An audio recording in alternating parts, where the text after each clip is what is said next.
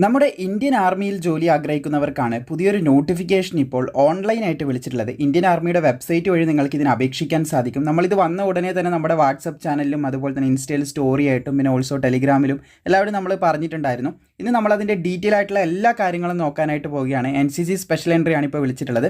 അപ്പോൾ നമുക്ക് 1 by 1 ആയിട്ട് ഡീറ്റെയിൽസ് നോക്കാം. ഞാൻ പൊതുവേ പറയുന്നത് പോലെ ഇപ്പോൾ ഇന്ത്യൻ ആർമീൻ്റെ നോട്ടിഫിക്കേഷൻ വരുന്ന ഒരു രീതി എനിക്ക് ഭയങ്കരമായി ഇഷ്ടപ്പെട്ടിട്ടുണ്ട്. തുടക്കത്തിൽ തന്നെ എല്ലാ കാര്യങ്ങളും നമുക്ക് മനസ്സിലാകുന്ന രീതിയിലാണ്, അതായത് ഒരു സാധാരണക്കാരന് വരെ വായിച്ചാൽ മനസ്സിലാകുന്ന രീതിയിലാണ് ഡീറ്റെയിൽസ് കൊടുത്തിട്ടുള്ളത്. അപ്പോൾ ആദ്യം തന്നെ ടൈപ്പ് ഓഫ് എൻട്രി എന്ന് പറഞ്ഞിട്ടുള്ള കാര്യങ്ങൾ കൊടുത്തതായിട്ട് നിങ്ങൾക്ക് കാണാൻ സാധിക്കുന്നതാണ്. NCC സ്പെഷ്യൽ എൻട്രി സ്കീം നോട്ടിഫിക്കേഷനാണ് ഇപ്പോൾ വിളിച്ചിട്ടുള്ളത്. മെൻ ആൻഡ് വുമൺ ഇതിന് അപേക്ഷിക്കാൻ സാധിക്കും. പക്ഷേ നമ്മൾ ഇന്ന് നോക്കാൻ പോകുന്നത് പുരുഷന്മാർക്ക് വേണ്ടി മാത്രം, അതായത് പുരുഷന്മാർക്ക് വേണ്ടി മാത്രം വിളിച്ചിട്ടുള്ള നോട്ടിഫിക്കേഷനാണ്. കാരണം ഇതിൻ്റെ ഫിസിക്കലിലൊക്കെ ചെറിയ സ്ലൈറ്റ് ഡിഫറൻസ് ഉണ്ട്. ബാക്കി എല്ലാ ക്വാളിഫിക്കേഷനും കാര്യങ്ങളൊക്കെ ഒരുപോലെയാണ്.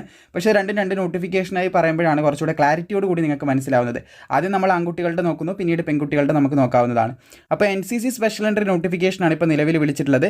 ഇത് അപ്ലൈ ചെയ്യാനായിട്ട് സാധിക്കുന്നത്, ഇത് ആൺകുട്ടികളുടെ ഞാൻ പറഞ്ഞു, പെൺകുട്ടികളുടെ വേറെ ഞാൻ വീഡിയോ ചെയ്യും, പ്രത്യേകം ശ്രദ്ധിക്കുക. മേരീഡ് ആയിട്ടുള്ള മെയിൽ കാൻഡിഡേറ്റ്സിനാണ് ഇതിന് അപേക്ഷിക്കാനായിട്ട് സാധിക്കാമെന്ന് ശ്രദ്ധിച്ചിരിക്കുക. അതുപോലെ ക്വാളിഫിക്കേഷൻ നോക്കുകയാണെങ്കിൽ graduation degree with minimum B ഗ്രേഡോട് കൂടിയെങ്കിലും നിങ്ങൾക്ക് ഉണ്ടായിരിക്കണം. അതുപോലെ തന്നെ C certificate, NCC C certificate ഉണ്ടായിരിക്കണം എന്നും കൂടി ശ്രദ്ധിച്ചിരിക്കുക. C certificate exam of NCC അതും കൂടി പ്രത്യേകം പറയുന്നുണ്ട്. ഗ്രേഡ് ഇൻ C സർട്ടിഫിക്കറ്റ് ആവശ്യമാണ്. 70 ഒഴിവുകൾ നിലവിലുണ്ട്. അതുപോലെ 19 വയസ്സ് മുതൽ 25 വയസ്സ് വരെയുള്ളവർക്ക് അപേക്ഷിക്കാൻ സാധിക്കും കേട്ടോ. 1 ജനുവരി 2026 അടിസ്ഥാനപ്പെടുത്തിയാണ് പ്രായം കണക്കാക്കുന്നത്.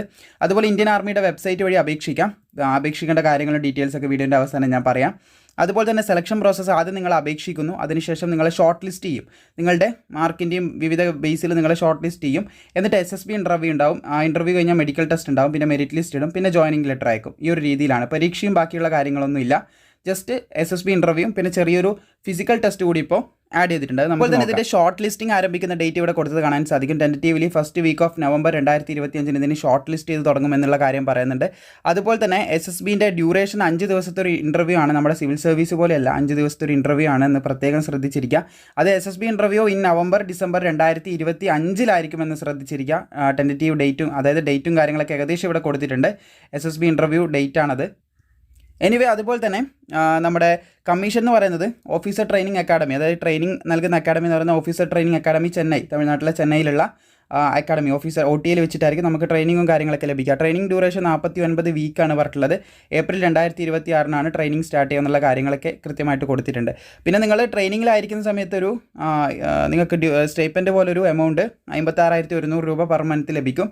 അത് കൂടാതെ ഒരുപാട് അലവൻസും കാര്യങ്ങളൊക്കെ ഉണ്ട്. അത് നമുക്ക് മുമ്പോട്ട് പറയാം. ലെഫ്റ്റനൻറ്റ് റാങ്കിലേക്കായിരിക്കും നിങ്ങൾ പോസ്റ്റിംഗ് ആവാനായിട്ട് പോകുന്നത്.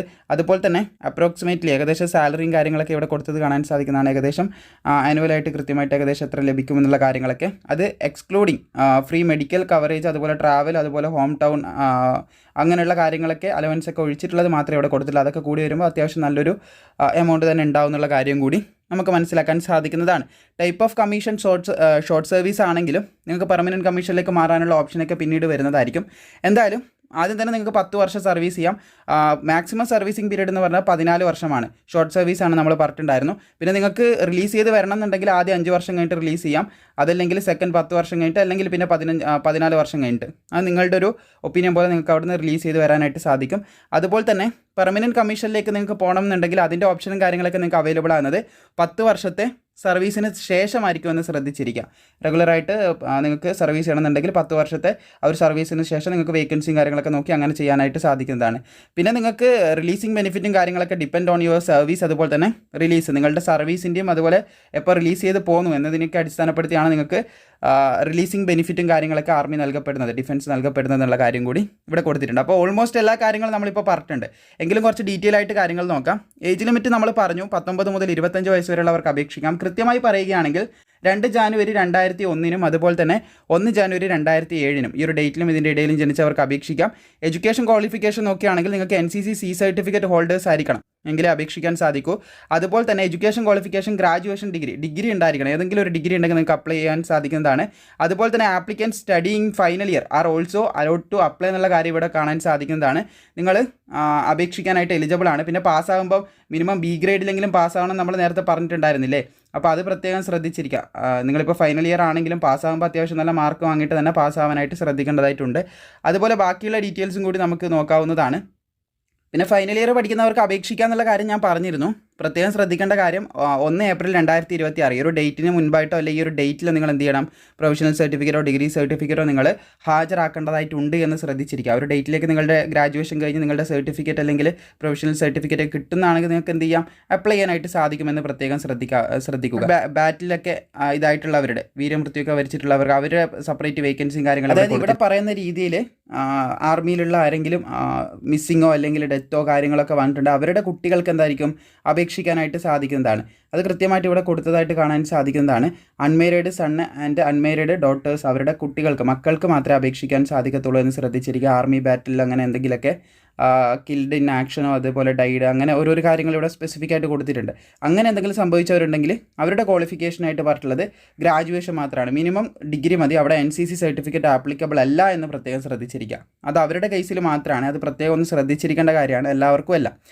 ടോട്ടൽ വേക്കൻസി വരുന്നത് നിങ്ങൾക്ക് കാണാൻ സാധിക്കും. NCC മെന്നിന് 70 വേക്കൻസിയാണ് വന്നിട്ടുള്ളതെന്ന് ശ്രദ്ധിച്ചിരിക്കുക. 7 എണ്ണം വാറിലൊക്കെ വീരമൃത്യു വരിച്ചിട്ടുള്ള അവരുടെ അതുമായിട്ട് ബന്ധപ്പെട്ട് റിസർവ് ചെയ്തിട്ടുള്ളതാണ്. 63 എണ്ണം ജനറൽ വേക്കൻസി ആണെന്നും കൂടി ശ്രദ്ധിച്ചിരിക്കുക. സോ ഇതൊക്കെയാണ് പ്രധാനമായിട്ട് വേക്കൻസി, ബാക്കിയുള്ള കാര്യങ്ങളൊക്കെ ആയിട്ട് പറയാനുള്ളത്. പിന്നെ നിങ്ങൾ ഇവിടെ കാണാൻ സാധിക്കുന്നതാണ് നിങ്ങളുടെ പോസ്റ്റിങ്ങും, അത് ഫിസിക്കലും. ആദ്യം തന്നെ ട്രെയിനിങ് ആണ് പറയുന്നത്. ട്രെയിനിങ് 49 വീക്ക് അത് നമ്മൾ പറഞ്ഞു. അതുപോലെ തന്നെ ഫിസിക്കൽ ടെസ്റ്റ് 2.4 കിലോമീറ്റർ ഓട്ടം 10.5 മിനിറ്റിൻ്റെ ഉള്ളിൽ ഓടി തീർത്തണം. പുഷപ്സ് ഉണ്ട് 30 എണ്ണം എടുത്തിരിക്കണം എന്ന് പറയുന്നുണ്ട്. പുള്ളപ്പ് 40 എണ്ണം പറയുന്നുണ്ട്. സിറ്റപ്സ് ഏകദേശം 6 എണ്ണം പറയുന്നുണ്ട്. പിന്നെ സ്ക്വാട്സ് പറയുന്നത് കാണാൻ സാധിക്കും. 2 സെറ്റ് 30 റിപ്പീറ്റേഷൻസ് ആണ് പറയുന്നത്. ലഞ്ചസ് കാണാൻ സാധിക്കുന്നതാണ്.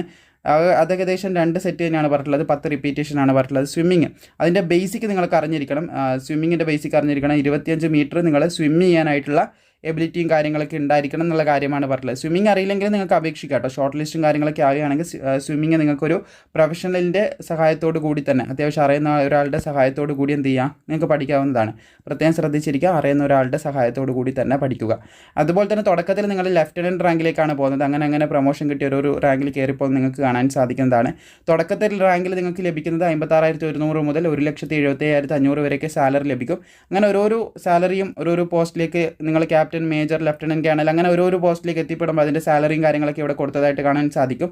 പിന്നെ ഒരുപാട് അലവൻസുകളുണ്ട്. ഫോർ എക്സാമ്പിൾ പറയുകയാണെങ്കിൽ മിലിറ്ററി സർവീസ് പേ എന്ന് പറഞ്ഞൊരു അലവൻസ് കാണാൻ സാധിക്കും. ലെഫ്റ്റനൻറ്റ് മുതൽ ബ്രിഗേഡിയർ പോസ്റ്റ് വരെ 15,500 പെർ മന്ത് ഫിക്സ്ഡ് ആയിട്ട്. എങ്ങനെ ഈ ഒരു റാങ്ക് മുതൽ ഈ ഒരു റാങ്ക് വരെ എന്താണ് നിങ്ങൾക്ക് പെർ മന്ത് ഈ ഒരു സാലറീൻ്റെ പുറമെ, ഇവിടെ കിട്ടുന്ന സാലറി ഇതാണെങ്കിൽ ഇതിൻ്റെ പുറമെ അഡീഷണൽ ആയിട്ട് എന്ത് ചെയ്യും, 15,500 ലഭിച്ചുകൊണ്ടിരിക്കും. അത് എല്ലാ മാസവും നിങ്ങൾക്ക് ലഭിച്ചുകൊണ്ടിരിക്കും. അതുപോലെ തന്നെ മറ്റൊരുപാട് ഇതൊക്കെ അലവൻസ് ആണ്, ഇവിടെയൊക്കെ കാണുന്ന അലവൻസ് ആണ്. പാരാ റിസർവ് അലവൻസ്, അതുപോലെ തന്നെ ടെക്നിക്കൽ അലവൻസ്, അങ്ങനത്തെ ഒരുപാട് അലവൻസുകളാണ് ഇവിടെ മെൻഷൻ ചെയ്യുന്നത്. അപ്പോൾ ഇതിനെക്കുറിച്ച് പറയുകയാണെങ്കിൽ ഡ്രസ്സ് അലവൻസ് കാണാൻ സാധിക്കും. 25,000 രൂപ പറയുന്നുണ്ട്.